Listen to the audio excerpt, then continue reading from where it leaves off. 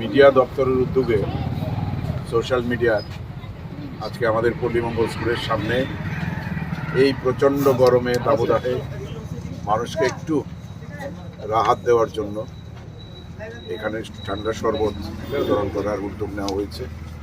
আপনারা জানেন যে সারা দেশেই তীব্র দাবদাহ চলছে। এই অসহ্য গরমে মানুষ হাসফাস করছে।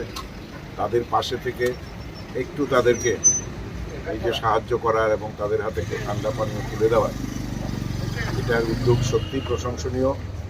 আমি এলাকার বিধায়ক হিসেবে আমি প্রদেশ মিডিয়া দপ্তরের এই উদ্যোগকে সাধুবাদ জানাই। এরকম করে সামাজিক সচেতনতা বাড়ানো এবং মানুষকে যথাসম্ভব এই গরমের মধ্যে রৌদ্রে না বেরোনোর জন্য আমরা পরামর্শ দিই এবং যতটা বেঁচে থাকা যায় এর মধ্যে থেকে, কারণ সানস্ট্রোক হওয়ার সম্ভাবনা প্রচণ্ড থাকে। জরুরি কাজগুলো তো এড়িয়ে যাওয়া যায় না, তবু ছাতা ব্যবহার করে বা গরম থেকে এসে চট করে স্নান না করে বা সঙ্গে সঙ্গে ঠান্ডা কিছু গ্রহণ না করে একটু বিশ্রাম করে তারপরে সেগুলো করতে হবে। অনেকেই এগুলো জানেন না বলেই এই হিট স্ট্রোক বা সানস্ট্রোকের সম্ভাবনা বেড়ে যায়।